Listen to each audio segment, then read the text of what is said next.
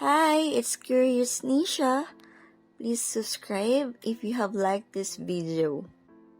So this is my Twitter account, Curious Meow Nix, if you have one. Anyway, this is not a decent video. And let's talk about Heart Evangelista gets emotional. Telling the world they made me so happy, it just felt like I had a lot of friends inside PBB house. Isang nakakagulat na pag-amin ni Heart Evangelista na naging house guest sa bahay ni Kuya, or also known as Pinoy Big Brother House, and nasabi niya ito sa confession room na they tell me that I made them happy. I just want to say that they made me so happy because sometimes when you are busy, you get lonely and you need a pause. Naibahagi din ni Heart Evangelista na dahil ang kanyang mga mahal sa buhay ay naging busy din, kanyang busy sa kanilang mga ginagawa, siya ay nakakaramdam ng lungkot sa bahay. At dahil dito sa kanyang emotional na pagbabahagi sa loob ng bahay ni Kuya, ito ay kumuha ng atensyon ng mga tao at nagbahagi din ng kanilang mga saloobin tungkol sa pahayag ni Heart Evangelista.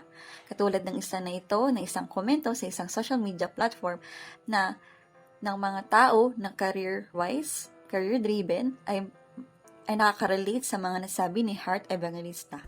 Nasabi din dito sa comment na wala nang rektang on-call na tao kasi may buhay din naman ang mga friends, may work at pamilya na, at mamimiss na lang ng isang tao ang kanilang young and carefree days kung saan after ng eskwelahan o anong pa mga aktibidad ay dali-dali na lang makapag-aya ng mga kaibigan na umalis or gumala.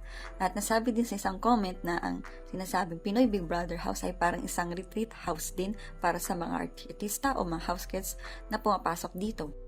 At dahil nasabi na ang PBB House ay pwedeng maihantulad sa isang retreat house, mayroon isang komento dito kung saan nakapagsalita na you get to chill for a few days, and ito ay nakakatulong na it feels like I taking a pause and with friends. At sa panahon ngayon, ang hirap pumanap ng time para makapag-chill kasama mga kaibigan. Halos lahat ay may kanya-kanyang buhay at pinagkakaabalahan, at syempre lahat naman ng tao may kanya-kanyang pinoproblema. Meron din isang komento na nagsalita na valid ang nararamdaman ni Heart Evangelista dahil siya ay shielded from all the hate and issues sa loob ng bahay, at naramdaman niya ang companionship ng mga housemates kasama siya.